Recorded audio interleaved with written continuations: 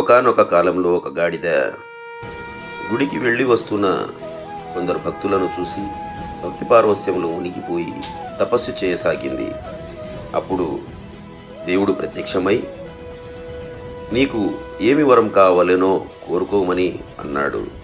అప్పుడు గాడిద, దేవా, తిరిగి మళ్ళీ నాకు గాడిద జన్మనే ప్రసాదించు అని కోరింది. అప్పుడు దేవుడు, ఒకసారి గాడిద జన్మ ఎత్తిన తర్వాత మళ్ళీ గాడిద జన్మ ఇవ్వబడదు, మరొక కోరిక కోరుకో అన్నాడు.